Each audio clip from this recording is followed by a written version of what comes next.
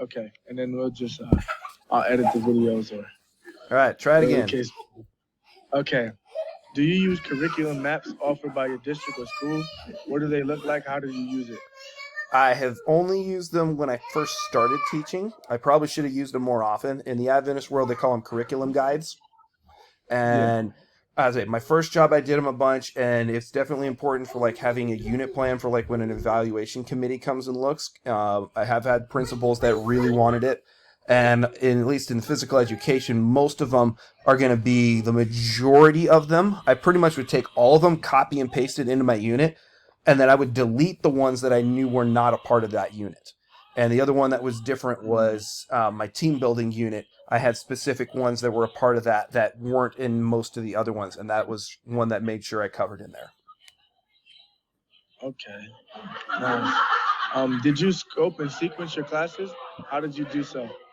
I scoped them in the fact that we start with, I pick what games I'm going to play throughout the year, and in high school it's usually games. Like elementary is going to be more like a throwing and striking unit rather than a baseball unit or a tennis unit.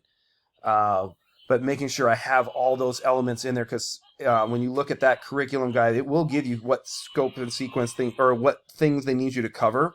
And I'm like, all right, I can cover this much with this game and check, check, check, check, check. I can cover these things with this game, check, check, check, check, check. But making sure that I can also don't double teach. Like I'm not going to teach throwing, catching in the fall when I do football compared to spring. I mean, I'll do it for like a 1 day thing there and move on, where it took me 2 or 3 days to do it in the fall with that group. But never assume like they can catch, because the ball's going to hit them in the face. Nice, nice. Were you required to teach from textbooks? If so, what were they? I wish we had physical education textbooks, but most of those are going to be from the rule books of whatever game you're playing. There are a few of them out there. I do know like Human Kinetics has like specific ones that they can use. I haven't used a ton of them. I've actually probably used more of them in college than I have in my high school teaching. But usually my freshman year we're doing how to play the game, and then sophomore year I'm going to have rules. More rules. I'm going to have rules quizzes like every Friday is something I would add in there, and I always have how do you throw a football? How do you throw a basketball? How do you shoot a basketball? All the different skills. And I will have them write a paragraph as a part of their midterm or final as of whatever unit I am in. Like basically I'll have like a unit exam at the end of it where I will either include really complicated things for rules for the sophomores, and freshmen I'm always going to have more the simple ones. What constitutes the ball going out of bounds? And what happens when it does. What constitutes a travel? If I pivot on one foot, is that a travel or not? Simple things like that are going to be the rules things for the freshmen. It's ones that are going to inhibit them from playing the game, not learning how to be a ref. Because by their sophomore year, I'd like them to know the rules enough that they could ref each other. And hopefully by their sophomore year, they can actually run the class without me. Nice. How do you know which standards to teach? It all comes back to those curriculum guides or your district, whatever they give you. I mean, I've got the curriculum guide sitting in my office for K to 12, and you've got actually a really good resource for that kind of stuff here is Matt Lee sits on most of those committees. So he would know more about how those are changing, if they are changing, because I think they do those every 6 years, and they're usually pretty close to the National Teaching Convention that we do every 6 years, is when they get together and they decide whether they're going to change the football rule book, or because that's just a place they know everybody's going to be together at the same time. So just make sure you know where those are and you have them as a part of your unit plans, so that when your principal or evaluation committee comes and talks to you, you have it listed there so that they don't, knock it against you later. Okay. What skills do students in our discipline need to learn, and how would you teach them? Teaching. The biggest ones to learn that we don't do as good a job of, other than the physical skills, because you want physical literacy. You want them to be able to control their body in space and not run into anyone. You want them to be able to react when something comes flying at them, because when you're driving, you got to have reaction. So you're teaching that a little bit, but most importantly are going to be how you play the game, because you're going to have to learn in the business world. You're not going to get every job handed to you. You're going to have to work for it. You're going to have to go through the bottom of the food chain to work your way up. You're also going to have to help others. So training each other to in class, you're going to train them to work with the person that's not as good. Don't always let the best two athletes throw as partners together. I would have them do throwing lines with each other. And I'm like, all right, this side, I want you to go all the way to the other end. Everybody shift down one partner to make them all have to work with somebody else. And that way the good throwing person is working with someone who's not. So that we're building everybody up. And just by doing that, you're actually teaching them to that it is important to improve everyone on your team rather than just one. And that's going to translate to any job that they go to later. Also, just basics of winning and losing. Winning with class, losing with class. Fist bumping everybody on both teams at the end of your game on the way to the water fountain like we do on Sunday morning basketball. The commodity, and also it's also easier for students to, if they'll understand the information more if they're teaching it to other students as well. So that goes with it too. So that's a good one. Absolutely, very good one. Absolutely. But thank you. I really appreciate you. Those are the end of my questions. You have it recorded, right? Yeah, I'll patch them all together and make a YouTube out of it here in the next 15 minutes. That's perfect. Thank you so much. I appreciate you. Awesome. I'll send you that YouTube link. Thank you. You're all right. See you. Introduction of yourself and where you've taught at, as far as the basis is high school PE.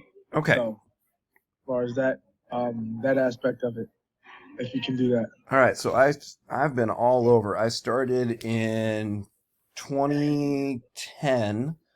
I taught at Sunnydale Adventist Academy in Missouri. And 2014, I started teaching at Thunderbird Academy. And there I was kind of the junior-senior physical education teacher, because there were actually two physical education people there. Then I went to Midland Academy in Kansas for a year. That one was K-12. That was a real interesting, teaching all 12 grades to 150 kids. Yeah. Then I went to Lodi Academy, where I didn't teach physical education at all. I just coached, and I was called the STEM teacher there. Then I went to Bass Academy for 2 years, and that was high school. And then, because that was the reason I went there, is I was like, I want to teach physical education again, because I couldn't do it where I was, and then I got the job here as a professor. Okay, I'm kind of, I don't want everything to be transcribed over. It's kind of noisy where I am, so I'm gonna mute myself whenever you're talking. But so we're gonna talk about teaching philosophy.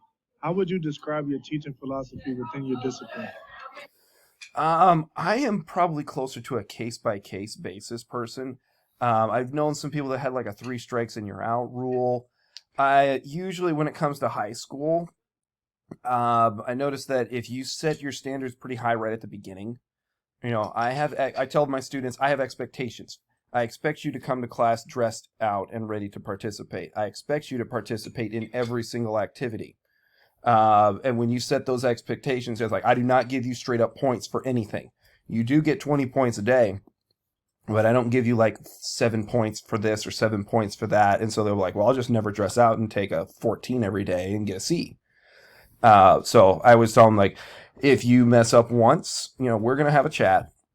If you don't dress out, if you have bad sportsmanship, usually I actually probably took more points away from the athletes than I did the non-athletes. Because the athletes will only pass to the person they think it can score for them, that kind of thing. So when I tell them, I've taken more sportsmanship points away from them. So, I pull them aside and say, hey, let's talk about what happened. Usually at the end of class, if I can, like, as long as it's not, depends on the escalation of what happened. Hopefully it's something that I can just say, hey, classes, as they're walking out, hey, come over here and talk to me. What happened here? And that's like, a low level thing. If it's something like immediate, like they throw a ball at somebody that when they get mad, that's something you got to deal with right away and make them sit out. But most of those are still individually based. Does the punishment fit the crime? Usually, it's have them sit out. I've had guys get nose to nose at each other in a physical education class, and I'm like, all right, you sit over there, and you're out for a while. And then I'll let them cool down. Then I'll go over and talk to one. Then I'll go over and talk to the other. And, if this happens again, you're going to get kicked out. Excuse me. A lot of schools will have, like, if you kick them out of class, they'll have something that you have to do. So it'll be like some sort of paperwork. So I usually try not to kick them out of class to not give myself more work. But there definitely are times that I've kicked people out of class, and usually it's at least in little Adventist schools, it's go to the principal's office. And when you send them to the principal's office, then after class, they're still sitting there waiting for you to come talk to them. And usually by then they've calmed down and are usually at least remotely remorseful for what they had done because they've had to sit around and think about it. I've only had to do that probably half a dozen times. Probably I've had to take away more cell phones than I have send people to the office. Okay. That's good. Very, very, very, very helpful. What teaching strategies do you find most effective within the discipline? I love I think they call it whole and then parts. So if you're taking a jump shot, for example, I start off with here's what the whole philosophy of my jump shot is, and you've been through that. And then I break it down into each individual part. And I do a set, fire, hold. And I go through each one of those steps individual, and they practice just the set. They practice just fire. They practice the hold. And I do that in every kind of sense when it comes to like teaching a game. I show them what the game should look like, whether it's a video or I let them play it just a little bit, or I have like some people who have played it before. So we're going to let these 6 people who've been in my classes before, they're going to show us what Ultimate Frisbee looks like as a 3-on-3. All right, now let's talk about that. So they can't run with the disc. They can't do this. You can do this. And then we practice a little bit, practice with a partner, being able to pass, catch, and work your way across the field by themselves. So they see the whole thing, and then we break it down into small individual skills. And eventually you build them back up to being able to play the game again. But I also don't let them play a lot of game. Even as freshmen and sophomores, they think it's like their Super Bowl and like they're going to score 100 points in physical education class, but are they really learning much if they're playing a full-out game? No. And, and I'll stop them and have little teachable moments. I was watching Matt Lee do that today when I walked by his class, and he was talking to me, and he stopped the actual class that they're teaching. Like, yes, they need to know how to basics of sports, but it's the physical literacy that they're learning. They're learning how to move their body in space. They're learning how to not run into a wall when they go around it and going around a corner quickly. They're learning how to team building, learning how to work with others, learning how to win and lose, and doing that, as I tell my basketball team, lose and win with class. And sometimes we struggle with that, at least in a certain Saturday night game. We did not lose with class. So I was like, that group, I still have some work to do, even though we went over all the things before the game of how we were going to win. And like right before before we did our little cheered as a group, and I was like, guys, and if it goes badly, we will keep great sportsmanship and we will win or lose with class. And we failed on that one. But it happens. It does happen, but that's to say, those are the things that you're gonna that you still get in physical education. But you don't like punish them for losing, but learning how to high five them after a game, even like Sunday morning pickup ball. Like you win, you lose, doesn't matter. You fist bump every person that you played against on your way to the drinking fountain. Your team and the other team. That's how it starts. Yeah, and just learning that kind of sportsmanship is going to help them in any part of life, whether it's a business world, whether it's in sports. When they get out in the workplace, there's going to be things they do and don't like. And, you're going to have a student come to you, I hate this game. I never like playing soccer. Oh, there's the other one I missed earlier. Like, you're going to have them do that. And being able to be like, yeah, that's part of life, is you're going to have to learn how to play games and do things that you don't like and try to do it to the best of your ability, because you're going to have that job washing dishes that you may not like. But if you don't do good at that job, how are you going to be the manager of that place? Or how are you going to be... Absolutely. So those are the things in our discipline that I think are not taught as well as, or not appreciated as much as they should be. Absolutely. That's one of the things too. Like, I wanted to strive on focusing on body language and positive mannerisms in PE. I think that's a big factor as well that doesn't really get spoken about too much. So, well, the one you're going to have to see, and this shocked me when I got out of college, is the first job I had was substituting in public schools. And I never saw this in my days as a student. So, like, first time I go teach in a physical education class as a sub, there are 6 people just sitting against the wall, getting zeros for the day. I'm like, wow. Why? Why are you sitting? They're like, I hate this game. So? Play! Yeah.